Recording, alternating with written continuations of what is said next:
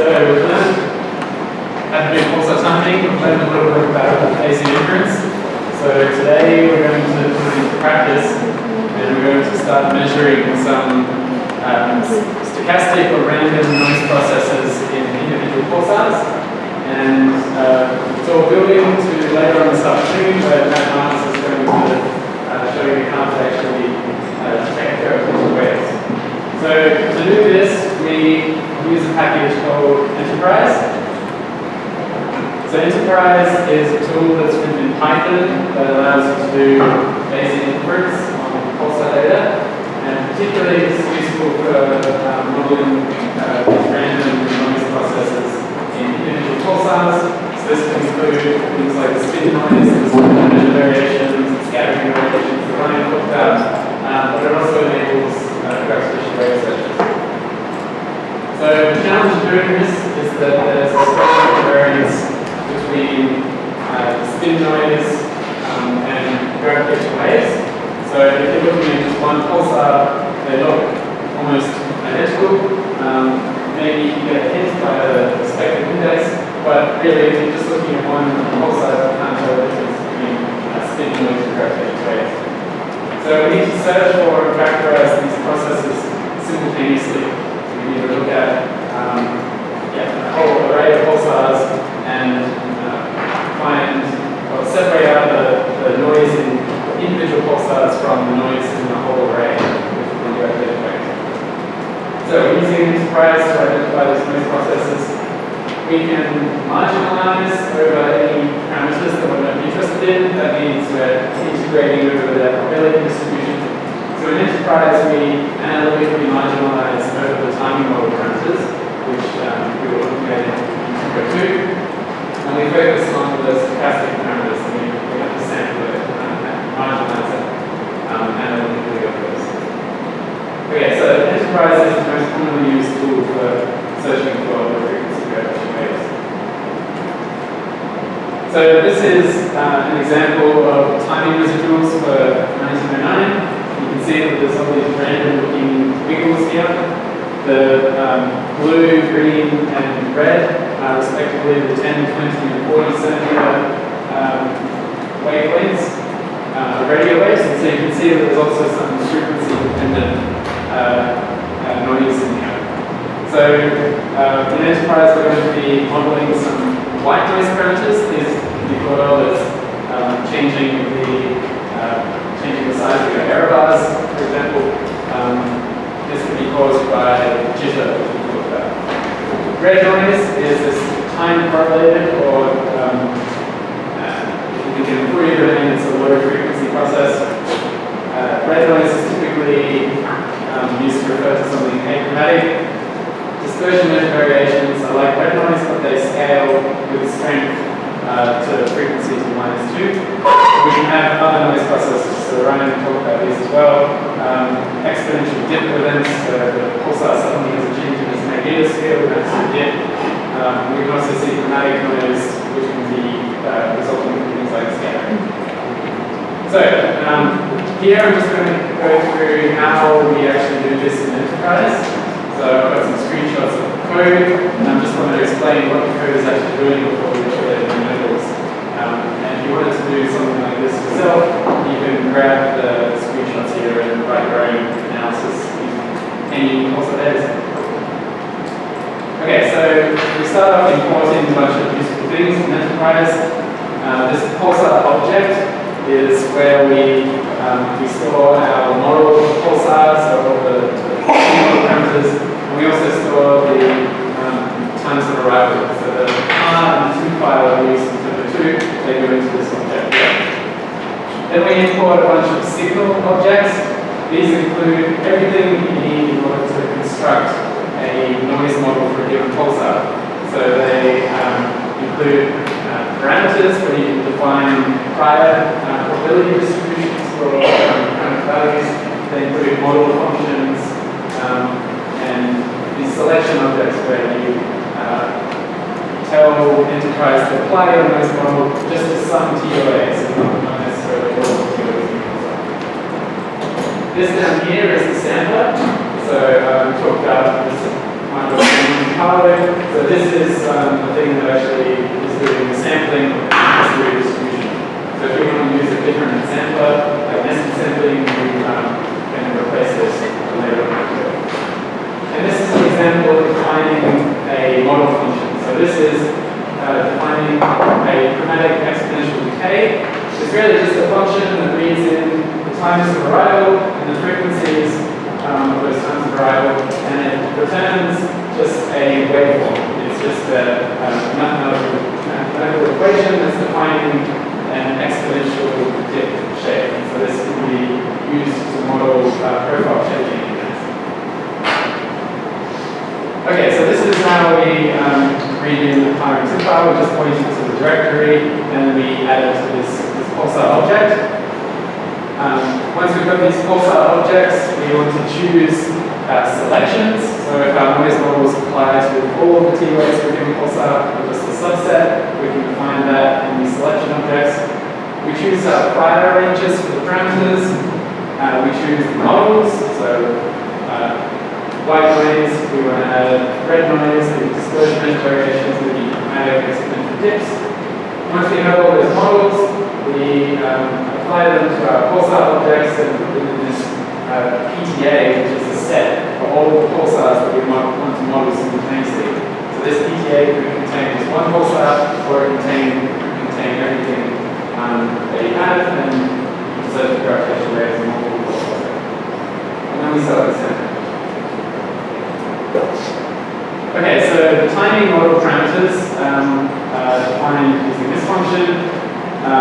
We don't need to apply any selections because the timing model applies to all of our observations, and so we set it up like that. The white noise parameters, we typically add an E-fact scaling factor to our error bars, an E-quad, which is something added in portraiture, an E-core, which is particularly useful for modeling jitter noise. And in these, we typically have the selection by backend system. So if you were observing a pulsar with the L-band receiver of UCAT and a pulsar with the UHF band, we typically give those separate white noise parameters because part of the contributions to this ECAT inequality in particular can be resulting from the system itself. So we want to separate parameter values for different receivers or backends. Okay, if we want to add these low frequency noise processes like sleep noise and dispersion edge variations, we model these in Reardon. So if you take the power spectrum of your timing residuals, we often see that there's excess power at the low frequencies. That's equivalent to saying in the time domain we have these long period random wiggles. So these red and GM noise processes are modeled with a Fourier basis. So we look at the Fourier sine and cosine basis functions, starting with a period of frequency of 1 over your data span, and then the next basis is 2 over your data span, 3 over your data span, and so on, up to some maximum number of Fourier components that you model this process for. And so this red noise process here is just saying that we want to model 30 Fourier components for a process that is achromatic, doesn't scale with regular frequency. The dispersion edge variations, we do the same thing, same number of components, but in this design matrix where we set up the Fourier components, there's a frequency to -2 scaling there, so the amplitude is larger for lower frequencies. So at the top here and here, this is where we're defining the prior ranges for our parameters. So if you remember when we talked about Bayes' theorem, where multiplying these prior probability distributions with the likelihood function to the posterior. So here we're defining the prior ranges. These are basically just the search space. So here we want to look for steep low frequency processes. So the gradient of this can be anything from 0 to, let's say, this is the amplitude part. Okay, so Ryan showed this as well, but this is an example of the chromatic exponential did. And so I showed on the first slide, one of the first slides, that we defined the model function for this. And so if you see this in one of our pulsars, then we can add this to our signal model as well. Okay, so the way we actually do that is once we define these separate components of our noise model, we have the timing model, TM, the white noise model, DM, special variations, and red noise. We can just add them up because the way Enterprise has been written is very object oriented, and so it understands what to do when you just add these noise models together to create this total noise model which we call S. If you want to add noise components to individual pulsars, for example, exponential bits, we'll do it like this. Yeah, this is how we add the exponential bit function. This is the chromatic exponential K that we find later on. Okay, so once we've set up our total noise model, which is defined as S, we give that noise model to our pulsar. Again, it's very object oriented, so it just understands this notation. And we set up a PTA object. So here we just have one pulsar adding the PTA, but if we had multiple pulsars, we could put this into a for loop and add all of our pulsars to this object, and the sampler will understand what to do. We choose how many steps we want to take in our MCNC sampler, find the output directory, and yeah, eventually we give all these details to the sampler, and we can start running. So when we do that, we saw this slide yesterday, we can monitor the outputs from the sampler, and the parameters that we've set up in our model, they'll start at just some random value that's drawn from the prior distribution, and they'll eventually walk towards this higher likelihood of regions in the parameter space, and eventually they'll converge to the maximum likelihood values. So because it takes a while for these samplers to land on the correct value, we do this thing called burning, where we just get rid of the first fraction of samples. We can also thin them in time if there's some correlation. So we want our samples to be completely independent from one another. But you can either choose to thin by the correlation length, or we can just wait longer until your samples truly are okay, so once everything's converged, we then save the parameter values to some JSON file, and if we want to do another analysis later on, we can choose to fix our noise parameters at the maximum likelihood of the previous analysis. That saves a lot of time. Okay, so finally, if we want to compare two models, for example, if we wanted to see if there's evidence for, or more evidence for red noise or dispersion variations in the pulsar, we need to do model selection. So nested samplers are designed in such a way that they can give you the evidence for free. MCNC samplers by default don't do that, and so instead we do this technique called product space sampling, where we find a height model parameter which switches between two different models. So if you define a parameter with a range from 0 to 1, for example, you can say, okay, if the parameter is between 0 and 0.5, we'll sample from one model. If it's between 0.5 to 1, we'll sample from the other model.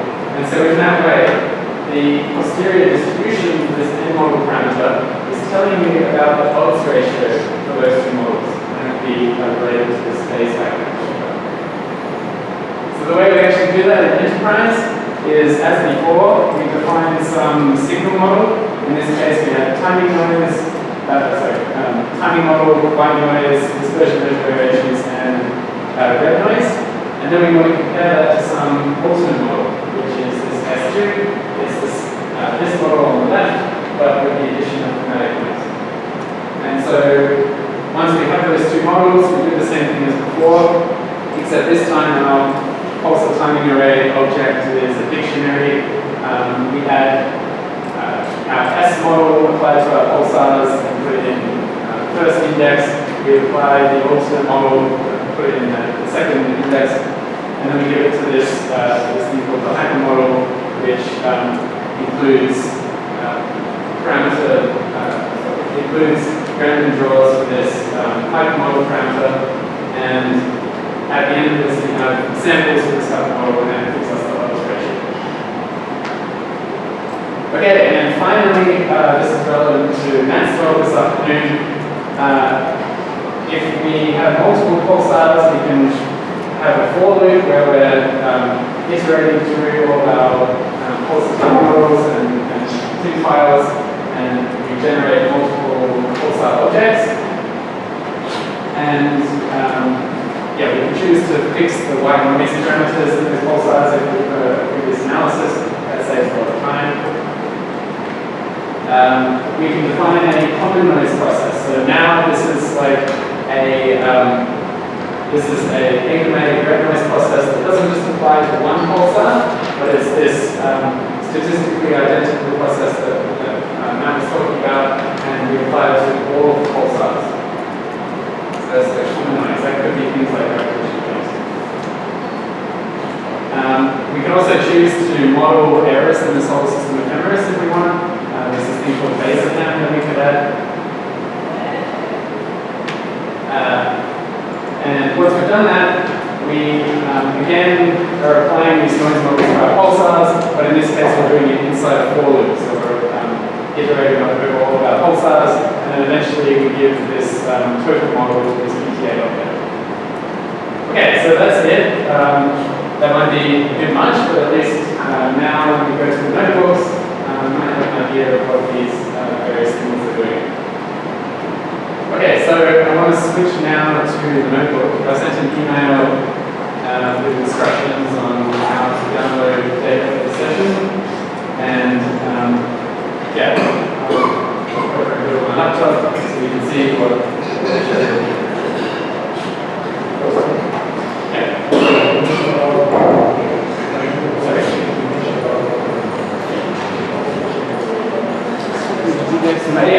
Yeah, so there's a question, can we change the alternate models where we want to do model comparison? And the answer is yes. If we define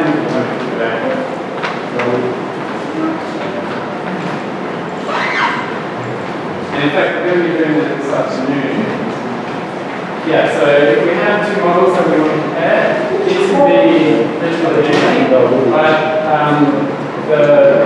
the function works best if one model is a subset of the other one, and so you're really going to need to just introduce one or maybe two parameters at most. Otherwise it gets very time consuming and maybe a little bit unreliable. So yeah, you should have these alternate models that's just being maybe one noise process different. But as Matt was describing, you can build this hierarchically. So you could do a model comparison of a basic model versus a basic model plus some noise process. You can iterate over multiple different noise processes and find the one that is favored the strongest amount of data. Then include that in your new default model and search for additional models. So you can search hierarchically like this and build up multiple noise models. So this is for those who haven't seen it before, this is a trick with notebook. It's a nice way, user-friendly way to read code in Python and to run just parts of the code at a time. So we have this descriptions of what we're doing, and then we've seen these little blocks of code. So to run these, you can go through here and do Shift-Enter. In this first one, we're just importing stuff. You might get some warnings that some packages are not installed and so on. That's okay, so we're not actually using those packages today. So this next block, we want to choose a pulsar. So in this data directory, which is where we've navigated, so yeah,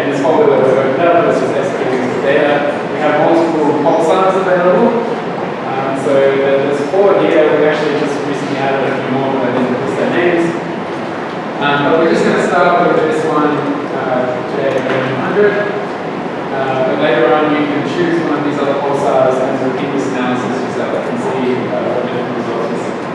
So here we just want to again just shift into to run this. There is a way we can run all this automatically, but that's cheating. We want to go through step by step and understand what it's all doing. Okay, so once we've defined the data that we want to use, we can then do this command to load in the tar file and the tip file into this Pulsar object Enterprise. And then this command is going to plot the timing results. Okay, there it is. So this is very similar to what we're looking at in Tempo 2. And in fact, let's open so I can show you what it looked like in Tempo 2. Yes, from here. This is real data from here.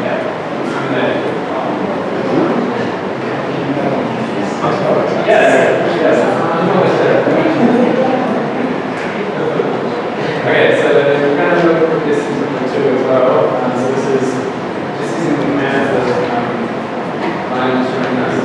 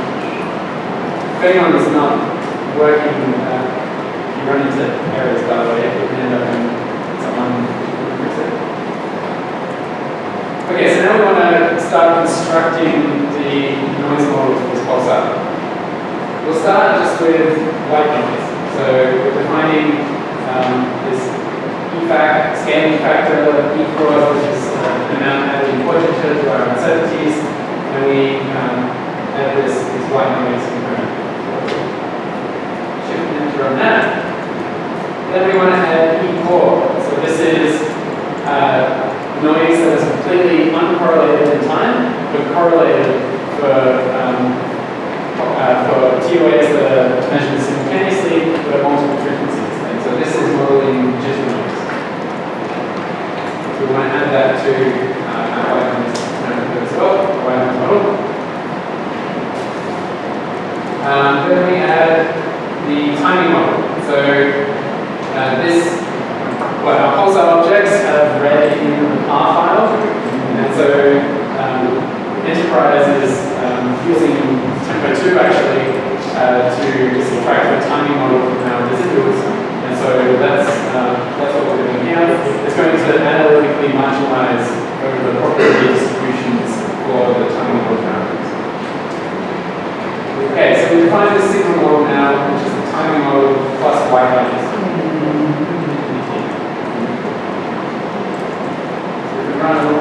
things.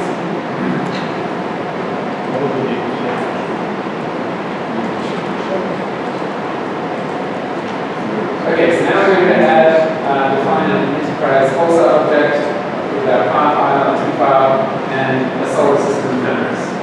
So E440 is the model of the solar system created by NASA's JPL. That's another important ingredient of the timing model. We get a warning, but that's okay because we're not using this way.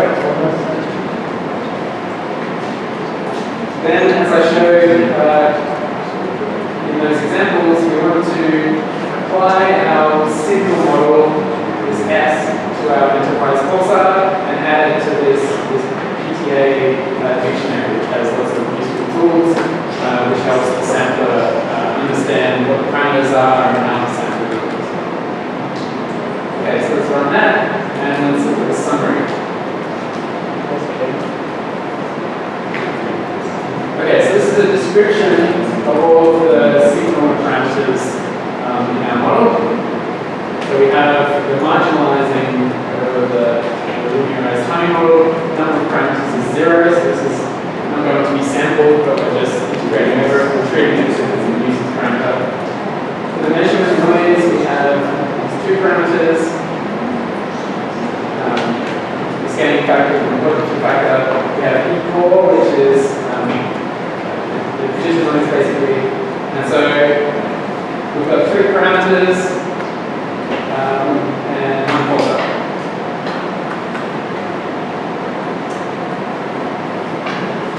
Okay, so that's working for everyone. Now what we're going to do is set up this hyper model. We've only got 1 model here, but the hyper model has tools which helps the sampler, and we're going to use the hyper model later on to different models, so we're just going to use it here. Okay, so we want to choose the number of steps for our MCMC to take. In this case, we're going to do 100,000 steps.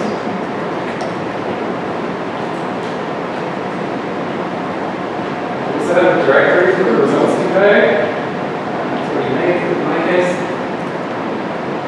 And we'll set up our sampler, which is that MCMC. Okay, now, moment of truth. We've set up our noise model, we've imported our pulsar, we've set up our sampler and told it the parameters to look for this pulsar and the parameters to marginalize over. And so if we hit shift enter here, we'll start the sampling. And for you, this should take a couple of minutes. There it is.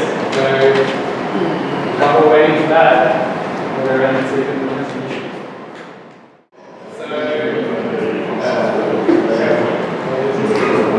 Okay, so if we go run complete, now we can actually look at the outputs. So our MCMC chain is written to our output directory in this chain.txt. We want to do this thing called burning, which I talked about, where we delete the first some number of samples to allow for the fact that we started at a random point and it took a while to land the correct answer. So in this case, we're just going to get rid of the first 25% of these samples. Then we want to know whereabouts in this chain.txt file are the samples for each of our parameters. So we have our EFAC, E-quad, and E-core parameters. This is just defining or finding what the indexes are for these parameters in this text file. Okay, so first of all, we'll run this. Then what we want to do is just find the median.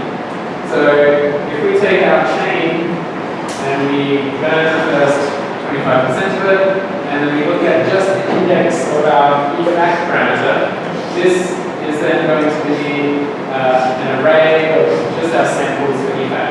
So we want to take the median of that, and we'll say that that's our measurement of EFAC. So let's run with that. So here we're looking at the EFAC samples as a function of sample number. And you can see that they hover around 1. And in fact, the median is exactly 1. And we can also look at a history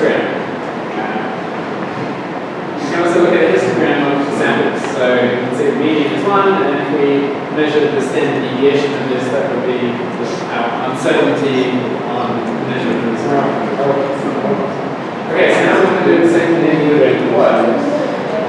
Running here, you can see that we've got a bunch of samples. They look flat and they look uncorrelated. That's good. It means that our chain is converged and we've turned off an appropriate amount. Okay, and again, we can look at the histogram tab.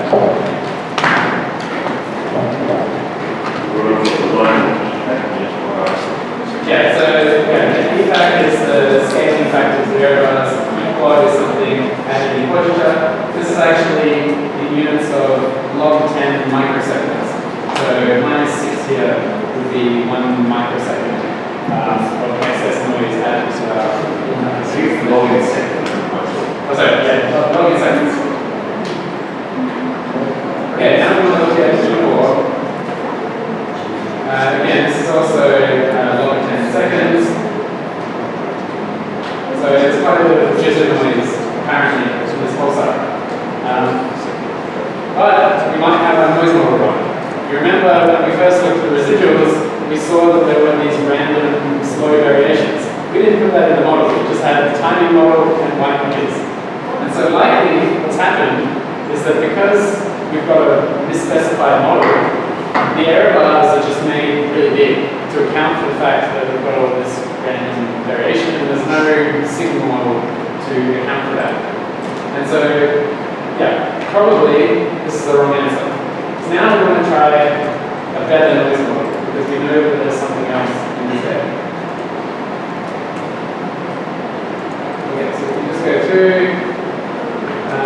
Yeah, this is printing the values for our parameters.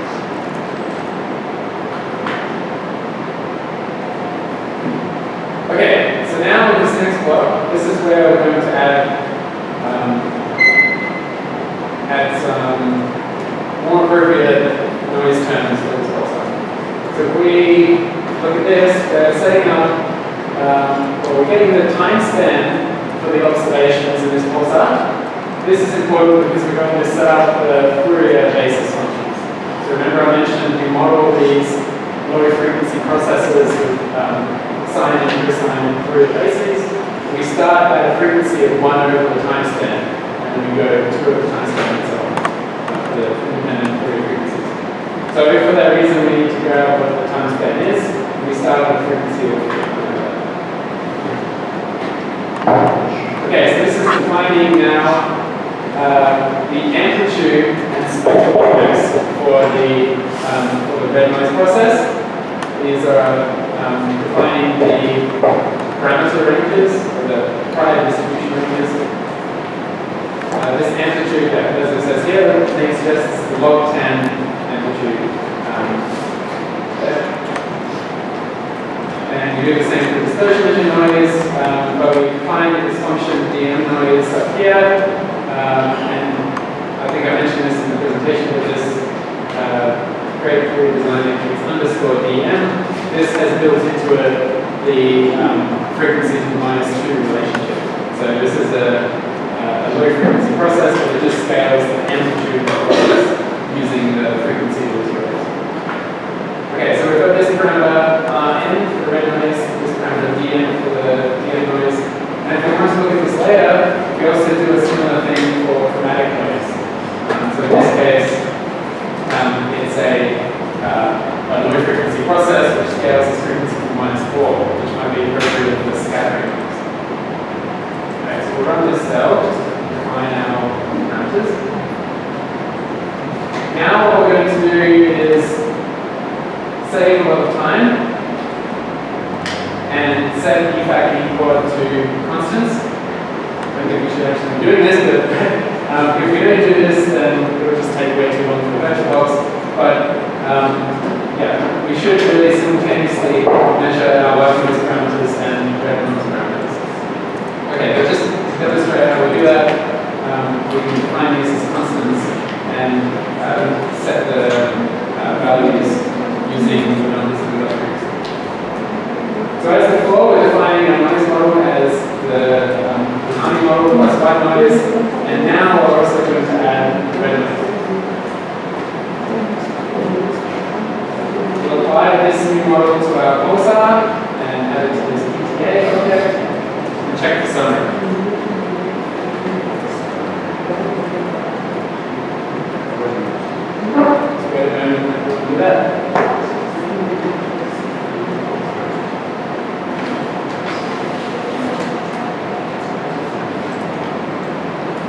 Okay, so in this summary, we can see now that whereas before we had two measurement noise parameters, one equal, and we've got 0, and we can see that we're setting the constant at these values.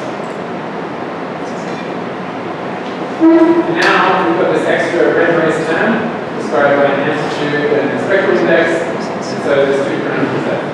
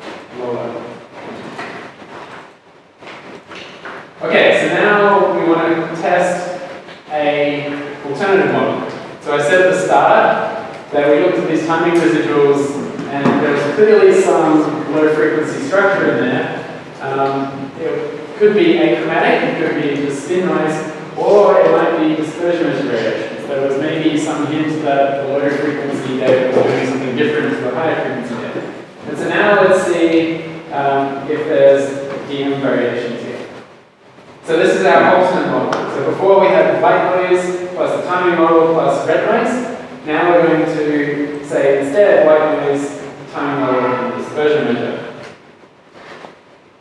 So we apply this model to our pulsar. We set the constant parameter values as before. So this is setting the EFAC, E-quad, and E-core as constants that we mentioned earlier. And now we're defining this PTA dictionary where we have one model which is PTA that we defined with red noise and one pulsar, and this PTA2 is the DM noise in one pulsar. So now again we're going to have 100,000 samples and define another output directory, and we're going to run that one on this line. I hope it works.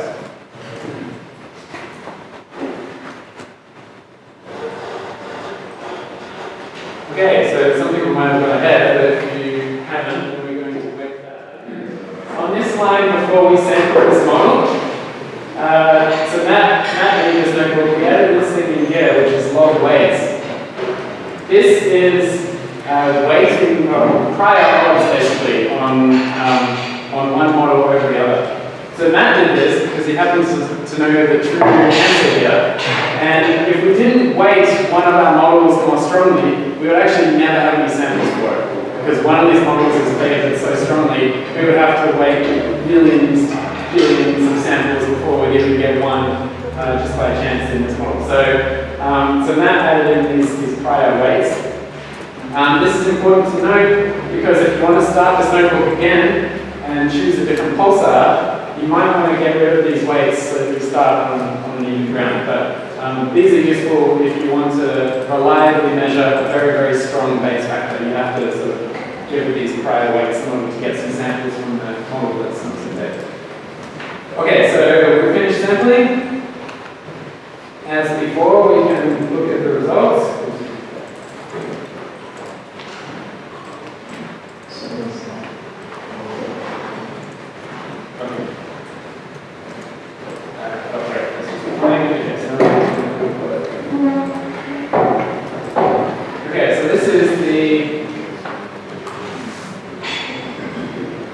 This is now the red noise spectrum index.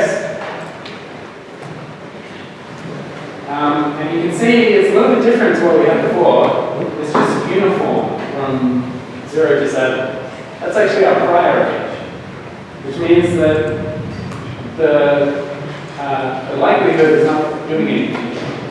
So it's just returning the prior. And we can understand why that is if we look at the DM gamma. You can see now this is the spectral index of the dispersion variations. That's constrained, right? Our prior range is from 0 to 7, and we don't have any samples near 0 to 7. If you look at the histogram, you can see a nice, almost Gaussian looking thing. So if we look at the mean of this, that's our measurement of dispersion variations. We could take the standard deviation, call that our error bar for that parameter. And same thing for the amplitude. We've got a very well-constrained measurement of the amplitude of the DM variations.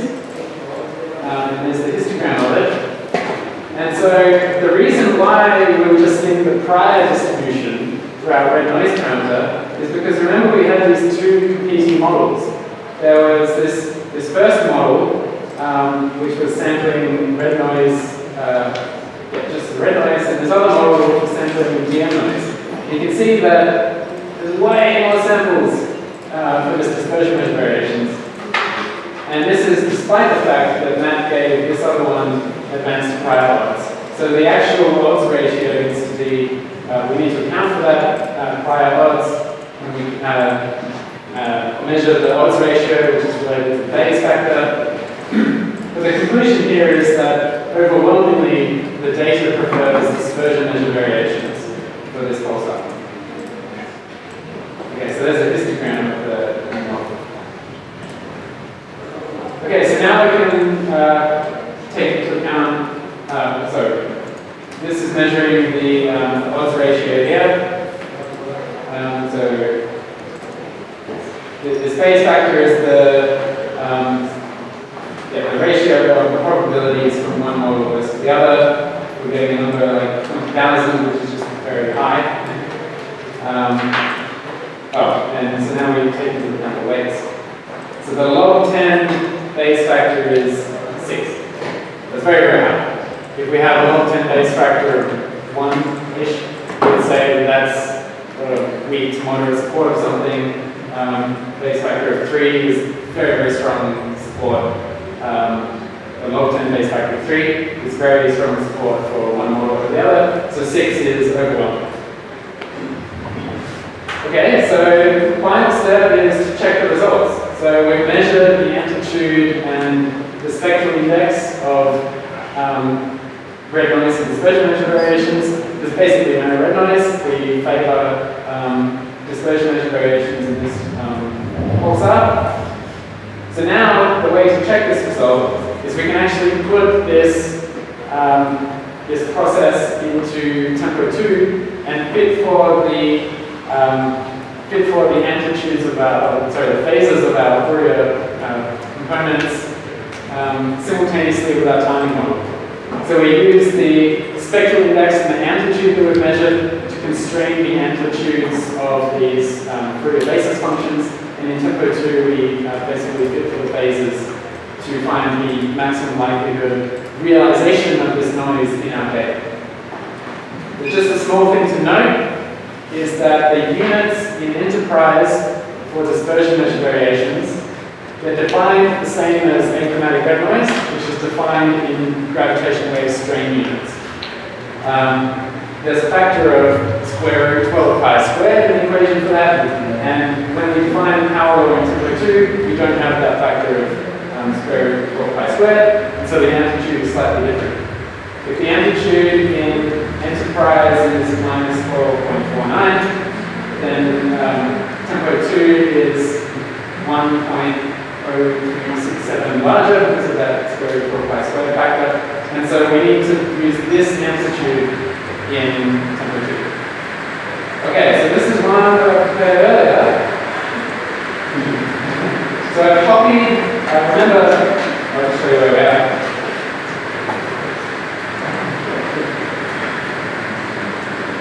So here I've gone into, we were in this directory. So in the terminal I've gone into our SP data, which is where we pulled our RMT file from.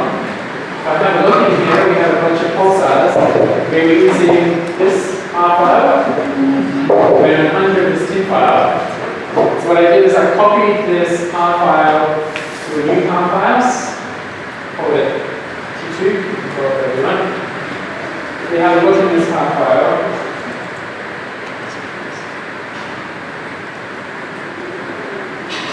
Okay, so we have the parameters as usual, there's the position, spin, proper motion, binary parameters. Down the end here, I've added these parameters. And I'll leave this up after if you want to copy this down. So this is the TN stands for tempo nest. This is another basic inference package that works for tempo 2. And so we're giving it tempo nest dispersion measure amplitude. We're giving it that modified amplitude that I showed you in the notebook. The tempo nest dispersion measure gamma, this is our spectral index, and number of Fourier components that we want to use. In this case, I just chose some large number, 200 and up. But we can choose the same number we use in the notebook as well. Okay, so I'll bring that up again, but I'll show you the effect of this. So if we now use this part file, like the one we had before,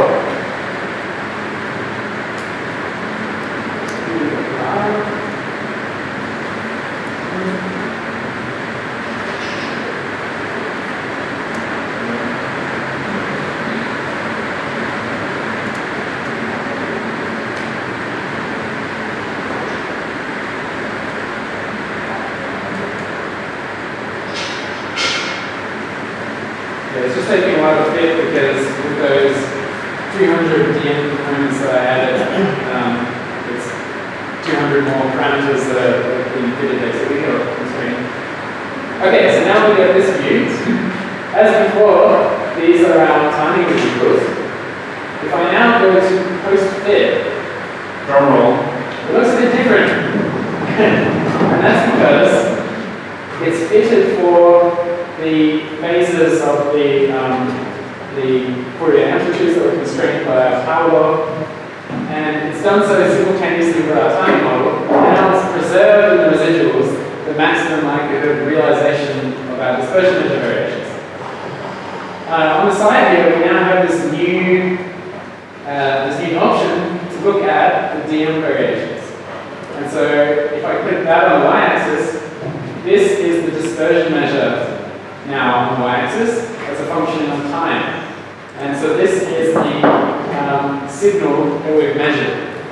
If I go back to the post-fit, I can hit Shift F and I subtract those DM variations, and we see something that looks pretty flat. And yeah, it looks like we've almost got everything. We probably still have some misclassification here because we fixed the noise parameter to the wrong value, but this is roughly what we want to do. And if you were to look at the values of the timing model parameters, you might see that this is all new. But Brian was showing you how to look at your measured parameters. We could see that when we do it in the presence of the noise model, generally our error bars will be bigger, but more accurate, because we've accounted for noise that would have been absorbed into our timing model parameters without doing it. Okay, so I'll leave up this car file so that you can see how to add these parameters. If you have red noise in your pulsar, then you add red and with the amplitude of 20. So piano might be something like 4, and then red. Let's see, maybe make this 100 so that can. Okay, so if you want to look at your noise model in Tempo 2, you can add these parameters into a new version of your path file. So now, what I think we should do is go up to this line where we have those weights. So this line here, you find that you can make this log weights 0, 0. So both models are equal. And then I would suggest going back up to the top and choosing a new pulsar and run through the notebook again and see if you can figure out what the noise processes are in that pulsar. If you get to the bottom and you think you know the answer, ask Matt because he knows the true values. Okay, so what you need to do is replace this pulsar name with something else here, or one of the other pulsars that we have. Yeah, one of these will come. Okay, so have a go yourself and let us know when you've got an answer and we'll see